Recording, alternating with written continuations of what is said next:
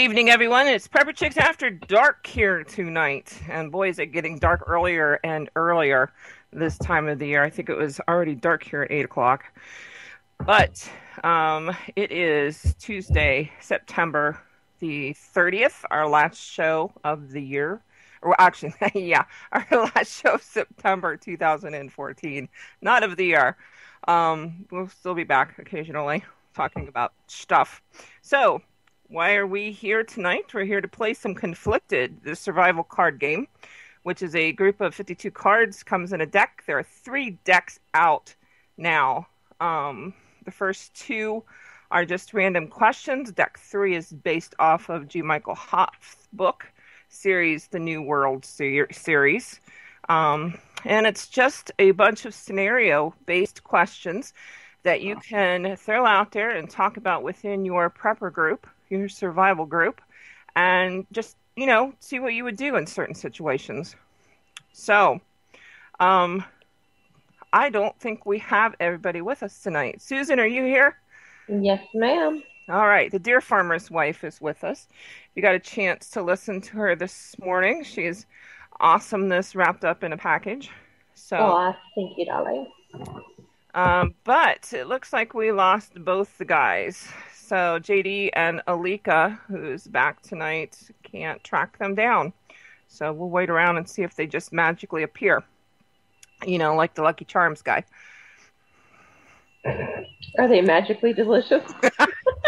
Sorry, I couldn't help it. That's not for me to answer. Oh, see, this is what happens when I've been living on caffeine all day. I'm just going to back away from that one. Oh, I know. Banana! Banana with a side of vodka, I tell you what. Thanks. Right. Anyway. So that's what's in your cup is vodka? No, actually, if I tell you what I'm drinking, you will tell me how unhealthy it is. I am drinking Code Red Mountain Dew. I know. Oh, mercy. It's full of chemicals, and I'm going to die of every kind of cancer, but that's how it's going tonight. So there we go. It is what it is. So let's talk about the elephant in the room, shall we? Oh, God. Hitting the news today. Oh, wait, let's back up a minute. Shout out to everybody in the chat room. And Salty, it's banana, not banana. He's having the vodka too. He's got the vodka going on. It's not the rest of us. But thanks, you guys in the chat room, for being there and for joining us. What I would like to get into is a little chat about Ebola, specifically, because that's on everybody's mind today. And, it's a scary situation going on. I think a lot of people ignored it for a long time because they didn't think it would ever really make it over here. We questioned it when they brought certain people over in isolation, but that seemed to turn out okay. But then now we've got our first confirmed patient 0 here down there, I guess, in Dallas, Texas, which has really scared the hell out of a lot of people. Yeah. So, did you ever think it would come to this? No. Why not? Actually, I should take that back. Yes, but I had hoped no. It's too convenient, if that makes any sense. Well, it's also convenient that our government owns the patent to it, and all of that. So the whole birth of it to begin with is questionable. And this isn't the first time that it's been here in the United States. If you go back and look in Virginia in 1989, it caused a little bit of havoc down that way. Well, the part that makes me mad, and I'm going to jump right to it, I actually went to the CDC webpage because I actually wanted to see what it said. And straight from the page, what upsets me the most is the patient did not have symptoms when leaving Africa, but developed symptoms approximately 4 days after arriving in the U.S. on September 20th. This is 10 days ago. Well, let's go through the timeline here for everybody listening. So on the 19th of September, patient 0 left Liberia Mhm. and headed for the United States. At this time, I'm not sure if this person is a United States citizen. The last I heard was this person was visiting people here, which I would take not as a citizen. Their identity has not been released to my knowledge, so I don't know, you know, that much about that. But on the 19th, they left. They arrived here on the 20th. On the 24th, they began feeling ill, which, if you've been following Ebola, that's when you become contagious, is when you start showing symptoms of it.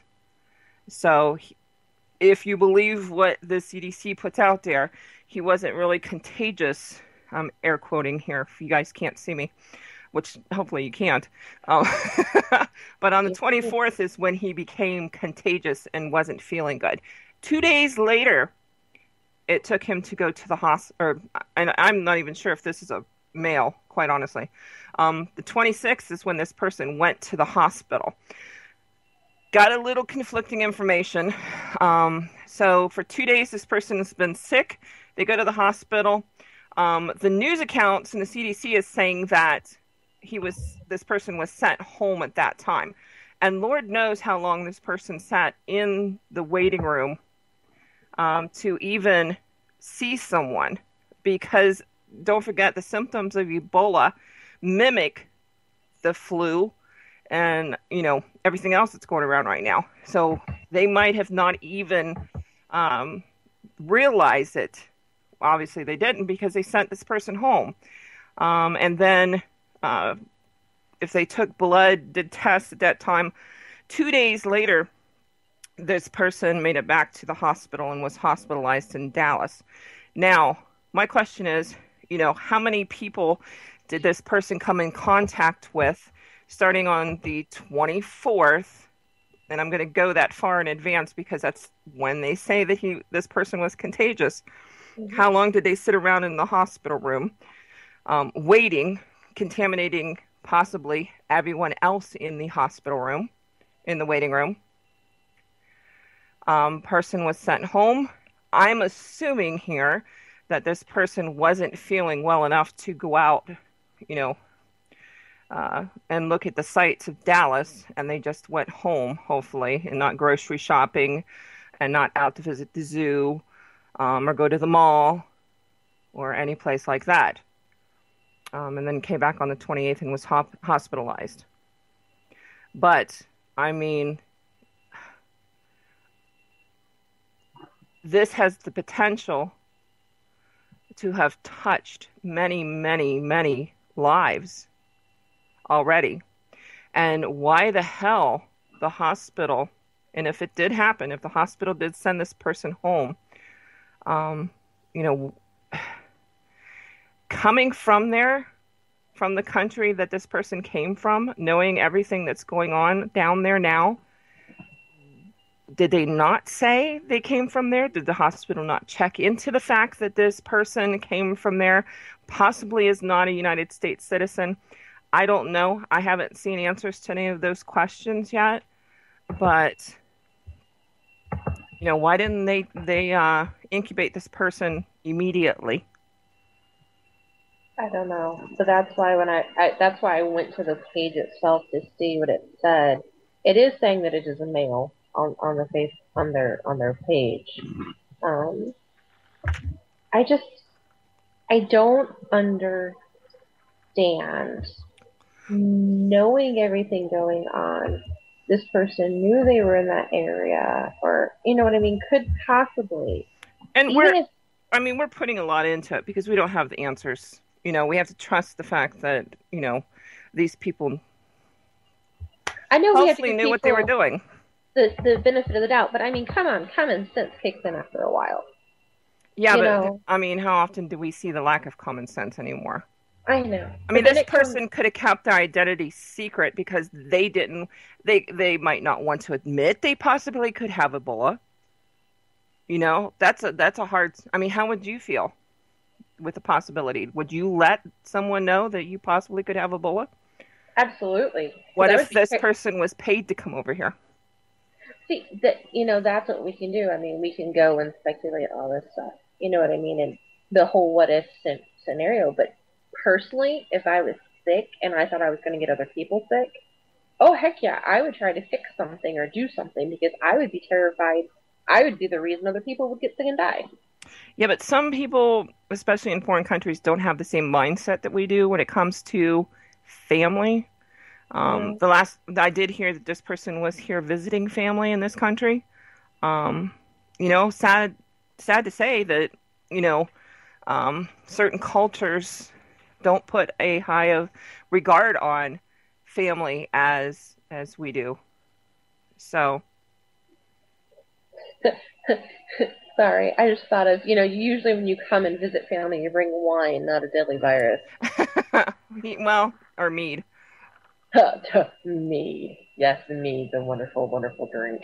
But anyway, but I'm more worried about, okay, so it's here, we have to deal with it, whatever. It's spreading, okay. Not How? yet. We don't know if No, it's spreading yet. okay, obviously. I mean, it's gonna. I mean, we're not going to be that fortunate. Only one person in the Well, entire United States gets it. the CDC has sweared up and down, or swore up and down, that they would do everything possible to keep this thing contained. Oh, I'm sure. I'm so positive. Not okay. So, what are things we need to do to keep it out of our own homes? Well, I just screwed myself over here because I have two computers going on right now and closed one that I shouldn't have to open another one. But let me go here. I'm going to go over to our pink page because I did pop a bunch of links up over there on things to do. First things first, get your mindset straight. The panic needs to stop Mm-hmm. because people make stupid moves when they panic and they don't think straight. Second thing is you need to get yourself educated on everything that has to do with Ebola. And I'm talking about going all the way back to the history of it, the symptoms of it, all the way to what you need to do specifically in your house. I think one of the toughest things, in my opinion, that's going to happen is that people are not going to react fast enough if this thing does start to spread. And by that I mean, we saw it last winter. I've talked about this before a million times. People wait until other people that they see in, I'm air quoting here, in authority tell them to do things. They're programmed. We've been programmed like that since birth, basically, to obey the authorities. And we wait for them to tell us what to do, such as if there's a snowstorm coming. Should you send your children to school? Well, yes, we're going to send our children to school because the school hasn't called off yet. And this past winter, we saw thousands of children stranded at school because we waited and listened to the authority. We have to get used to and get comfortable with educating yourself enough that you can make the decision to keep your family safe. Mm-hmm. I think that's going to be the biggest thing. So, first, the link, I'm going to pop this into the chat room. Maybe. There we go. It's a website, http, go to undergroundmedic.com / P equals 74. And this is a good little read here about social distancing as a means to avoid contamination and contagion. Of course, it's by Underground Medic. But this is something that a lot of people don't understand. With a pandemic, you have to be comfortable with the fact that you have to make the decision. Nobody in, nobody out. That means nobody comes into your house and nobody goes out of your house. Because leaving could mean contamination and that person isn't going to come back in. So how do you feel about nobody in, nobody out? Especially considering you have a child away at college. Yes, I know. That part terrifies me. But you know what? I know where she's at, and I know, they're going to have to do the same type of thing there. I can still Skype, I can still, talk to her. We'll do what we have to do as far as that goes. Um, and you just pray for the best for that situation if it does happen to get down there at the school or whatever. Here, it sounds like, okay, I know it's probably going to sound bad. Sounds like a vacation to me.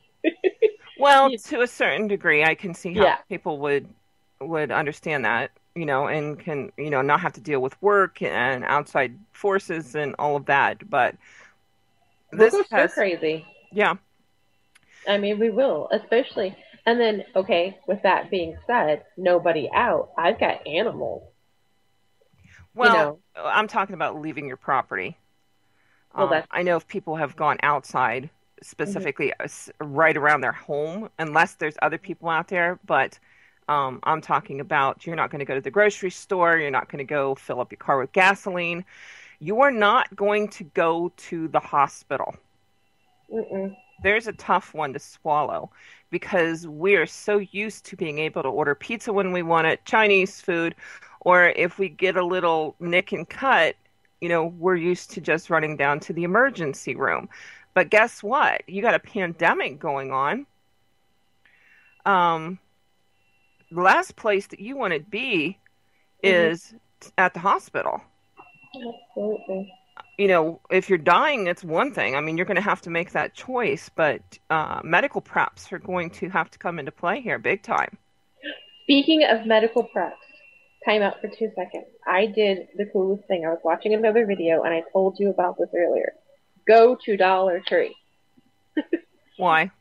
because they have a huge, huge section of medical supplies. Really, really, really, really cheap. I mean, they've got tape and bandages and antiseptic and all this kind of stuff for extremely, extremely cheap. And we added a whole bunch of stuff to our medical kits by going there. I would on some things, some other things I would worry about. Well, Such obviously, don't get a birth control test from there. Or, you the know, test itself I wouldn't worry about. The control part of it, yeah, that I might worry about. But I have um issues with buying that type of stuff. But I mean, a bandage. They had the icy hot stuff. They had, I mean, That stuff antiseptic stuff. that stuff I can deal with. Yes. The masks that people, I'm sorry if you don't have a supply of N95, N100 masks by now, you're probably going to be shit out of luck Hmm. unless you get them in, order them today. I know I saw some pretty good deals on eBay. Um, Amazon, Amazon. Hmm. they have a tendency to be a little expensive. You're gonna have to really watch. But I did see some cheaper stuff on uh, eBay. But yeah, N95, N100s. N100s are better. They filter out smaller particles, but they are a lot more expensive. And you have to remember, both of these expire. Um, they're not forever masks. Let's call them that. So you have to make a choice. Pay for the more expensive one, and it lasts a little bit longer, or you buy the cheaper ones and you just swap them out more often. So you're going to have to, decide yourself on what you're going to do there. But somebody brought up in the chat room too, um, Anon 9200. This freighter that docked in New Orleans here. What was it, last week? Hmm. That they say had symptoms of malaria. But I know a lot of us had questioned really what it was. And where are these people? I haven't heard much about that freighter that docked there. Haven't really looked for information about it today specifically, but odd that it kind of disappeared into the Blue Yonder. I think we're gonna have more and more of that type of stuff happening. Yeah, that I would agree with. So definitely, another thing that people need to look at too is making sure within your home you have a room that you can quarantine off in case somebody does get sick. It needs to possibly have an outside entrance to it. Its own bathroom would be a good thing, but it needs to be able to be separate and apart from everyone else. in case something does happen. So, we don't like to talk about these things because they're uncomfortable, but, you're going to have to honestly evaluate and, think about you have a family, let's say mom, dad, 3 kids, possible that one of the children gets infected. Is someone going to help take care of the child? Absolutely. You can't just leave a baby like that. But then then it goes to, okay, who does it? You know, and that in itself can get rough too. Yeah, I mean, you'd risk the chance then of contaminating everyone else. Mhm. So, some things that, a lot of tough questions that you need to actually start evaluating so that way you have a plan in case something does happen. And I'm not saying I really hope people don't panic, but that's going to happen. Mhm. Um, Another thing to consider is, do you have the ability to bug in your house for possibly at least a month, if not 3 months? And that means, like I said, no one in, no one out. That means nobody leaves to go to the grocery store. You can't have pizza delivered. You can't have, the convenience of the Chinese food being delivered to your doorstep. Nobody's going to run down and pick up a gallon of milk. That means you're cut off. Do you have enough supplies in your house right now to do that? We talk about 1 gallon of water per day minimum per person. As you can imagine, with something like this, that number needs to um, be increased exponentially because you're going to need to make sure that there's going to be a lot of cleaning going on. Oh, absolutely. That's when you need to stock up on the bleach and the vinegar and the whole 9 yards too. Yeah, well, bleach, don't forget, has a shelf life. Yeah, it does. Once it hits the 6 month mark, uh, the effectiveness of it starts to drop by 20%. So um, there are alternative bleaches out there, but I did find it interesting. I was doing some reading. They say that because someone had asked the question of, what do you do with if someone does become contaminated in your house? Let's say we have a full blown epidemic going on. You've bugged in, but unfortunately, someone ends up sick. You can't go to the hospital. The hospitals they're gone because so many people have gotten sick. The doctors have gotten sick. Think of the scenarios that are going on right now over in Sierra Leone and whatnot.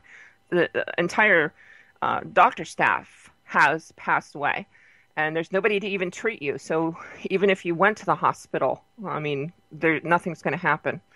So you've taken upon yourself. You've got a quarantine room in your house, and you've got them set apart.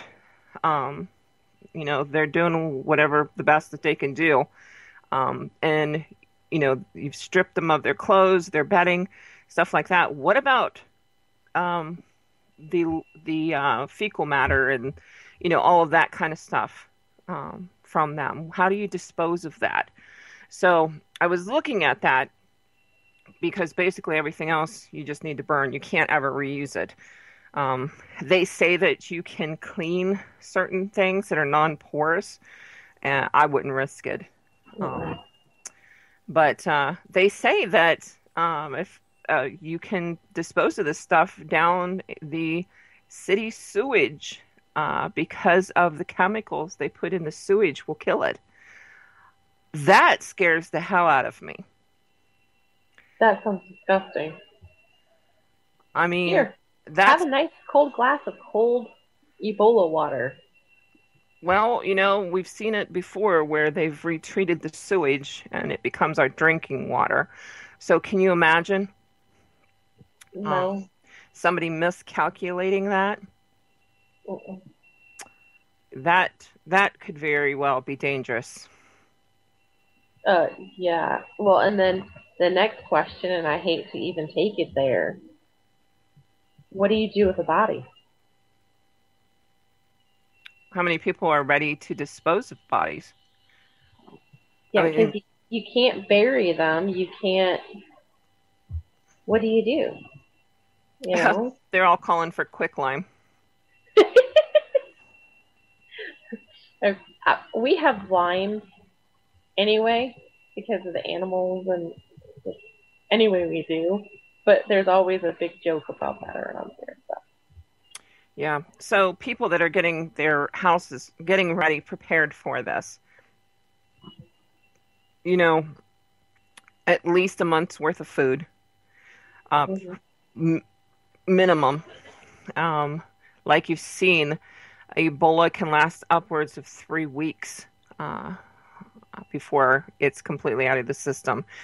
There's plenty of information out there about Ebola being transmitted through male semen for up to 21 days. So this isn't a, 3 day kind of flu kind of thing and you're feeling better and everything is great. Um, so yeah, no sex for you. So 3 days, or yeah, 3 days worth of food, um, a month worth of food minimum. 3 months would be even better. And then you need to bump that water supply up greatly. Like I said, one gallon a day per person. And that's just to drink and stay hydrated. So you're going to have to quadruple that for hygiene and keeping things clean and all of that loveliness. But Oh, absolutely. And then you need to make sure you have enough soaps and cleaners and or natural oils or whatever you normally use anyway. You need yeah, well, I think a lot of people need to get off of certain things like, Code Red Mountain Dew beforehand. And now would be a really good time to boost your immune system. oh, yeah. It's my emergency bottle. But yeah, no, it's the one thing that we're working on in our home is the husband has has a has a has a bottle issue. So we seem to have lots of bottles of Pepsi all over the house. Yeah, sugar, white flour, anything like that. It's Yeah. not the thing to be on at all. But other things, you are probably going to need to lie in some plastic, some duct tape to get a room quarantine. That room's going to need, I'm going to drop some more links here in the chat room if I can figure out how to do this here. But they're in on the pink page. If you lose them, here's a link. This is from the Organic Prepper, who always puts out really great stuff. This is about no one in, no one out. And, oh, come on, paste. There we go. Maybe. Maybe. Maybe not. There we go. There's that one. Like I said, you guys need to educate yourselves on, wow, greywolfsurvival.com always has great information. Are they making fun? Next on the Maury Povich show, I had sex with an Ebola victim. I Wow. bet the Ebola person was, oh, see, that one didn't work, was eternally grateful because it's probably the last Thing he'll ever remember. Exactly. But, okay, this is not working very well. No, my biggest thing right now is just to make sure that we have, we were prepping for winter anyway. I mean, for where we live, and we were talking about this on the morning show this morning. You need to figure out where your family's at and what you're prepping for exactly. And this should be in normal stuff anyway, some of this stuff. Yeah. So as you're building up, I mean, this shouldn't be an oh my God moment where you have to completely change everything you're doing.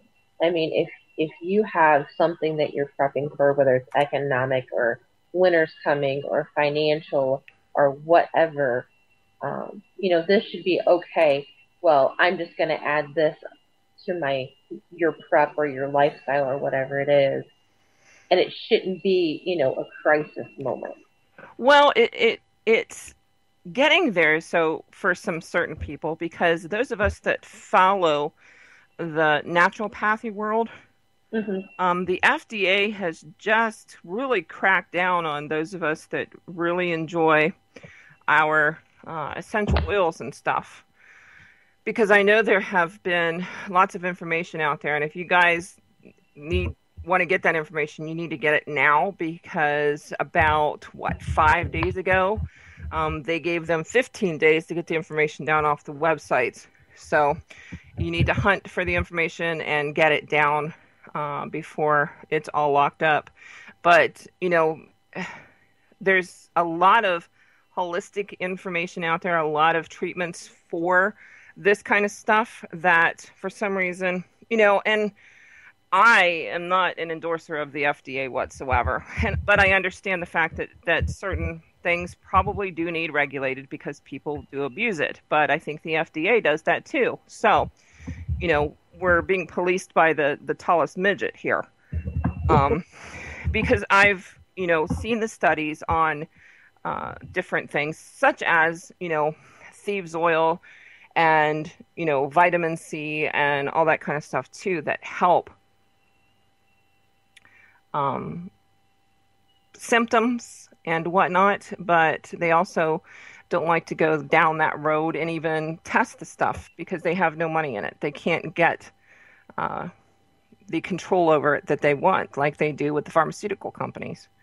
Oh, absolutely. Well, just like I promote mint like crazy, especially mint that you can put in teas and stuff, because that in itself does so much for your body. And if you get some of the books that talk about, you know, the herbs and the oils, I mean, there's a lot of things that you can take care of naturally without having to go get something off the counter or over the counter, I should say. See, it's not kicking in fast enough.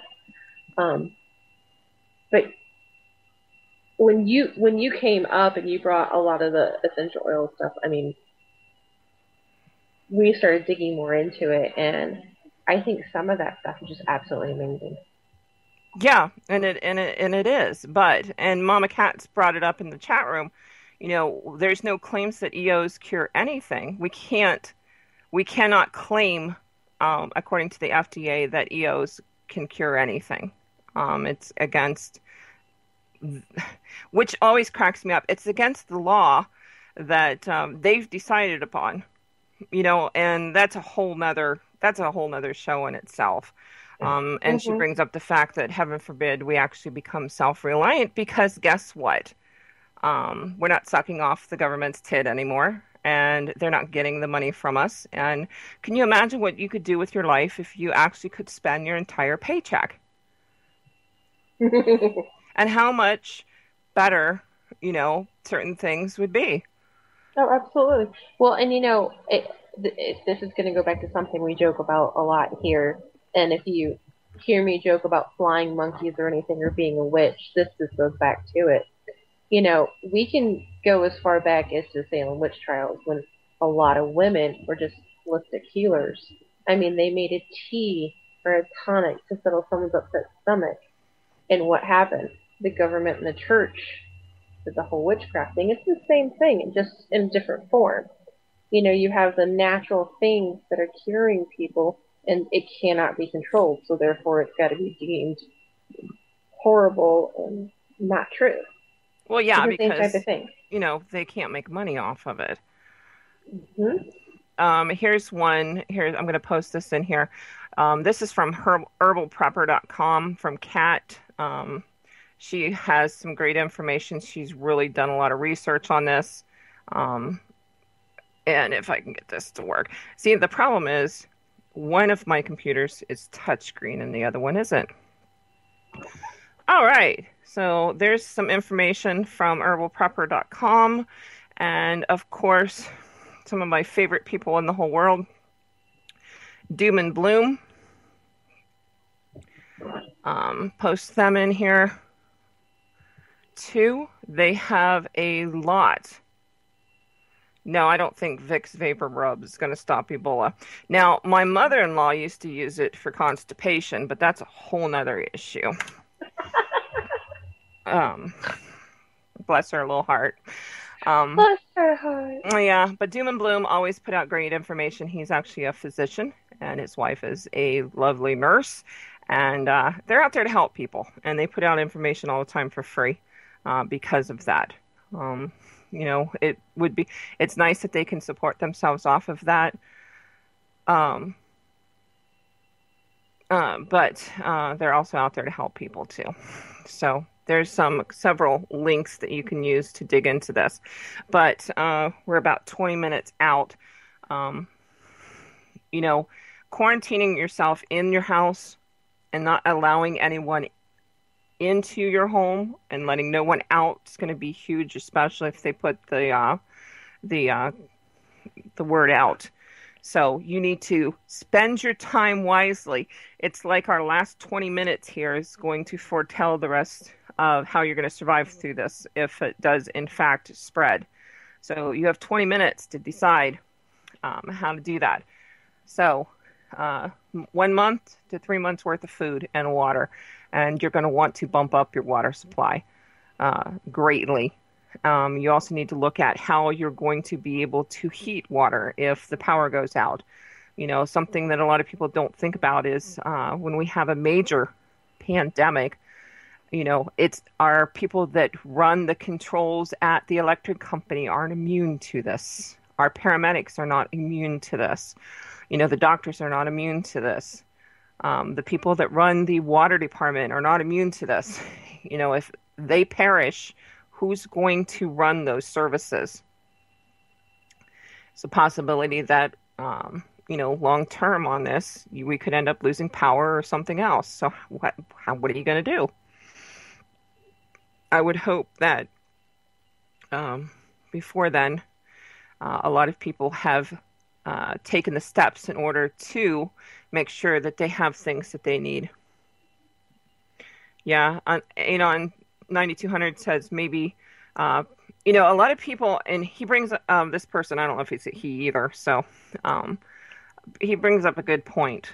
And it's funny because this was brought up in Steve Conkley's book, The Jakarta Pandemic, is the main character chose to bug in and not allow anyone into his home and not allow his family out. And they made the decision early. They ended up keeping the kids home from school. They pretty much delayed as long as they could even going to work by saying, I'm not feeling well. But, the neighbors find out that you're fine because you did take responsibility and bugged in early. They're all getting kind of sick out there. They don't have food and all that. And then they get really pissed off at you. And we see this all the time now when, we're sitting around, we just had the worst blizzard ever, and we're all sitting around our fireplace, drinking hot chocolate and having a grand old time when your neighbors are freezing their asses off and starving to death. They find out how well off you are, that you can charge your cell phones and you've got lights on in your house, and they've got nothing. And they get pissed off at you. And that's coming. And the same scenario is going to happen with, something like if this Ebola thing breaks loose. What are you going to do? Yeah, I think we need to do, all that stuff. And also, make sure you're washing your hands a lot, especially when you're in public. Tape those, what is it, the Lysol wipes or antiseptic wipes if you go to the store. Wash off the handle of your grocery cart. Just any kind of those little things, not to be paranoid. And some things I think it's okay to be a little paranoid. Yeah, well, just to be cautious, make sure, if the kids are going to school, that, especially if you have little ones, just make sure they're not eating or drinking after anybody. And 2043 brings up the fact that, yeah, they have the same time to prepare as we do. It doesn't sink in, though. They think that they have a right to, and I saw this, and I don't remember where it was at. For some reason, I thought it was in New York City when Sandy went through. Some people had power, some people didn't. Hmm. And they got pissed off because as soon as they found out you had power and could supply them power to charge up their cell phones, it became or that you had power or the ability to cook food, then all of a sudden it's almost like you became their bitch. And I hate to say it that way, but that's what how the impression I got. Now are, they get pissed off because now you have to charge their cell phone, you have to cook them food because you're the only one that can do it. And, people need to wake up to that reality because it's not all going to be fun and games. And preppers need to wake up to that reality because you stated it earlier too. Some people are out there looking for shit to hit the fan because they think they're going to kick back and everything's going to be one big giant vacation. And they're even going to be in for a rude awakening because I don't know, when was it? It wasn't that long ago that our president um, enacted some quarantine measures for rounding people up with a pandemic. So this isn't going to be a day at Disney World. I can assure you that if this gets out. Oh, absolutely not. Because you're not going to feel good. People around you are going to be sick. You're going to be hiding, hoping your family doesn't get it. And then the other thing we haven't talked about is, the people at the electric company won't be working. How about the people at the grocery stores, the delivery drivers, the trucks? Going from city to city, from infected city to maybe non-infected city, they're not going to want them to come in. There's a lot of stuff that can get interrupted with all this. And so even if grocery stores will be the first thing gone.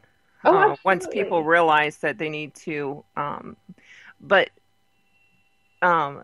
it was in Sierra Leone, I believe, that the local economy there collapsed because A, there weren't enough people to sustain it to the point that it was, and B, because they had quarantined all of those people in their, 3 million people, they quarantined in their homes for 3 days. That's all it took to collapse their local economy. Can you imagine that here? And then people, and I don't know, for the love of God, I do not know why our borders are still open, why we're still allowing people to travel. Even Great Britain has stopped taking passengers from certain countries, such as Sierra Leone, I believe, into their country. Why haven't we? Why do we still allow everybody and their brother, aunt, sister, and pool boy to come into this country when we have this serious of an event? This was just bound to happen. We were just asking for it. Oh, absolutely. And I think too, when you think of the traveling, and sometimes the planes get shifted, and you've got to go somewhere else to land. I just think, and we know my mother loves to travel. She's trying to get us to go overseas and everything like that. When stuff like this is going on, do you really think it's smart to be going overseas? Well, I can tell you right now, if I found out I was on that plane, and I don't know if it was a direct flight, I don't know anything about the flight whatsoever. But let's say it wasn't. Let's say it connected in, I don't know, London, and I happen to be in London. I'm ready to fly home, and I found out I was on the plane with this person. A lot of people don't understand. These planes don't suck in fresh air from outside. All the air within that plane is circulated through the entire plane the entire time on the trip. And they say, here goes my air quotes again, that Ebola is not airborne. They also told us that they were taking every precaution that Ebola would not come to the United States. I was also told that dragons and unicorns were real when I was little. They're going to tell you something, but that doesn't mean that it's the truth. And I think it goes along to, they're gonna push it off as far as they can until something massive happens, and they'll be like, oops, sorry. Well, you hate to put your tinfoil hat on too terribly tight. sometimes, but you have to question what the hell's going on.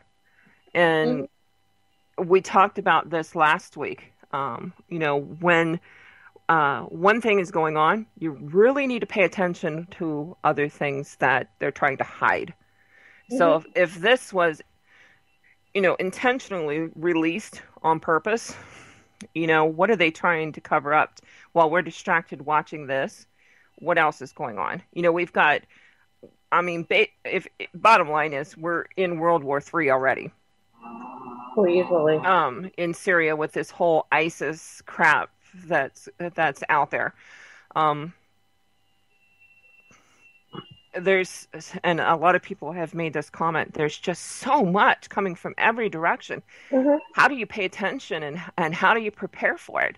And sometimes you just have to stop and take a deep breath and take a step back and look at the big picture instead of focusing on every little thing that's going on. Because once they have you scared, that's when they control you. Absolutely. And when you're, I think like with us, we don't. I wouldn't say prep. I think we make lifestyle choices to where we're ready if something happens, which I know is the same thing, but in my brain it's different. Um, just keep doing what you're doing, and if you haven't started, I highly suggest you start soon because I think things are gonna hit the fan before we know Yeah, and if it comes down to it, again, everything that we've talked about um, can be, in fact, taken away from you. it. Mhm. The N95s, the N100s, all that kind of stuff. So then what are you going to do? Yeah. What Yeah. happens if you end up being quarantined and removed from your home forcibly and taken to one of these fancy dancy little hotels that they have going on called a FEMA camp? Oh, Then what are you going to do? Then how are you going to protect your family? yeah. Yeah. And when we were talking about this too, and if the whole martial law thing came into effect, you and I were talking about this morning or last night, and they can come in, you can have these great, wonderful $100 buckets of food that's supposed to last you for 10 years, you know, have all this stuff done. But if they come in and they take it, and they're holding your family at a gunpoint saying, we want your guns, we want your food, you can think you're going to be Rambo and take everybody out, but realistically you're not. So you Oh, need to some of have them the will. skill. Some of them will try, and they'll end up getting shot along with their children and their spouse and everybody else in the house. Well, exactly. So I mean, you need to have the basic skill set in your mind that if you had to leave, you had to leave with nothing, or they took everything. What do you do? Well, you need to stay ahead and you need to pay attention, and that's why we Exactly. network and we share information. Somebody brought up the other day I was talking to in the coop, and they're like, "How do we always know information before it even breaks the news?" Well, it's because we network. We talk to each other and we say and we question. Always, always, always question everything. Always Mm-hmm. ask why and keep asking why and don't stop asking why until you're comfortable with the answer. But um um there's always more information and more information that they're hiding. So keep asking why. Why is this? Why is this? Why did this guy come over here? Why was he here? Why did the hospital leave him? All of just keep at it. But it's funny because um, many of you watched World War Z, and the one thing that stuck out from that movie, and something that I've always, always had in the back of my head and could never shake, was that movement is life. And I got into this conversation with another well-known prepper out there, and we kind of, I wouldn't say we butted heads, but they're under the impression that they're going to bug in and they're going to hold their ground and all that. And I'm like, in the bottom of my heart and my gut, I keep knowing that movement is life. And once I start running and I have to run with my family, I'm not going to stop. And that's kind of the basis of where Alpha Farm came from is, we've networked and there's, people out there that have networked together that can help each other out. And if something happens to you up there where you're at, you know damn well you can come here, Hmm. and we've got each other's backs. And, we're doing what You we can can do. you cannot do this alone. No. You can't. You might think that you're the best prepper in the whole wide world and everything you have is right there. I can guarantee you cannot do this by yourself. Well, we're pack animals to begin with. It's hard for humans to distance themselves for any length of time to begin with. Oh, absolutely. And if okay, you're a nomad. Okay, I got that. But if you get hurt, if you get sick, and you're laying there dying, what's that going to get you? You have not heard of Alpha Farm? Oh my goodness. It is one of the best books in the whole wide world, and you need to go to Amazon and get it. I wrote it, dear. Well, I know, but somebody asked about it Oh, in the I'm chat not paying room. attention. See, that's what I get for not paying attention. Sorry. Thank you for that. Um, Sorry. But yes, it is a very, very good book. Thank you. I appreciate that. But, Ebola is going to be a whole other thing if we're trying to network and help each other out. Are you going to take in another prepper family? Of course. We've had this discussion. You have to do what you have to do. If I personally have, battled with this back and forth about taking people, not taking people, whatever. But I'm coming more to the I'll play nice side, because before I was anti everybody. You're not coming into my world. I have enough food for my family. Get away from me. In some points, I still feel that way, but Okay, our let me ask you group. this. Mm-hmm. If you had, let's say I lived in Dallas. Mm-hmm. Okay, so now I'm going to come to your house because all hell broke loose in Dallas. Would you still take me? No. You just told me a minute ago you would. Yes, but that would be my group of people, not like stranger at the door. No, no, no. It's me. I'm your group. Oh, I'm your group of people, and I live in Dallas. All hell broke loose. Would you still oh. take me in? If we have the scanner from World War Z to where I can check your eyes to make sure you're not sick, yeah. I don't If think not, no. this is okay. So let me ask you this: Should we think about, because I've been to your place? Um, Mm-hmm. would we need to look at possibly moving a family into the barn for a quarantine period of time, say 21 days or so, or 30 days, until everyone felt comfortable, and Absolutely. and then go from there?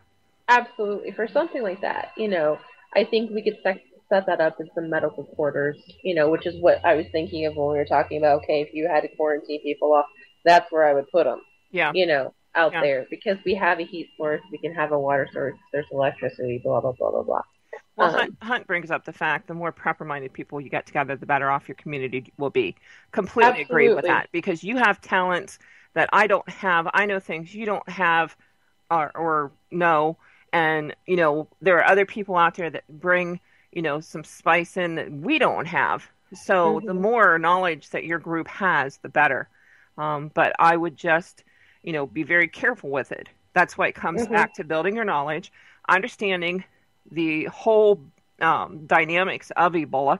Know that there is a minimum 21-day incubation period that you need to think about if you need to bring someone in. And if you do that, where would you put them? Do you have an old motorhome or something on your property that you could move there that they could stay in for a month before everybody's fine? You And know, just remember, too, that's going to eat up your preps. So you yeah, need to make it sure will. that you've got enough.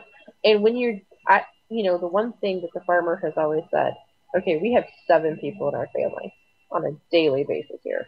We prep for 10. Just because you need to make sure that you've got that extra, because at some point in time, somebody's going to remember, oh, hey, they've got this, and they're going to come knocking on your door. Yeah, yeah, that's why OPSEC is very important. But can you really build a community when you're, 100% OPSEC. Is it going to happen? You have to be very careful there. Mm-hmm. I'm going through the chat room. We're so was down I. Sorry. we're down to about 4 minutes now. But it's scary stuff going on out there. And take a deep breath. At this point in time, this moment, we're not at the end of the world. Nothing's going to blow up or anything like that. We need to get ahead of it, get preparations in place. There's tons of information out there that you need to start acting on now and not at the last minute, such as preparing your house, making sure you have food, water, trying to get the stuff together medically for a pandemic. If you don't do it soon, it's not going to be there, especially if this breaks out from the hospital and starts impacting the city itself. You're not going to find it because the rest of the country is going to freak out. So, we're in my opinion, the backbone, the people with the reasoning behind it. So use this time wisely. And if anything, cherish the time that you have with your family. Make sure that, and I'm not talking about Ebola in general, but at any time, anyone could be taken from you. Absolutely. And make sure the one thing we've talked about is if you are relying on your information being saved on your computer or your tablet, make sure you have hard copies of things printed out too, because at some point in time, that stuff might not be available to you to be able to look stuff up and have the quote-unquote answers online. For basic stuff, if you can print it off and have a hard copy, that's a great idea too. Yeah, well, or if you go that route with the Kindle, I know we've talked about that before. Do you have some kind of solar ability to charge it and keep it charged to be able to use it if you're going to go that route? Exactly. Just always have a backup for a backup for a backup. G. Michael's there, hazmat suits, plastic for your windows, anything like that. You're going to need that. But food, water, masks, and basic medical supplies are going to be a must because, and a quarantinable room that you can keep people in if you have to do that. So, you guys.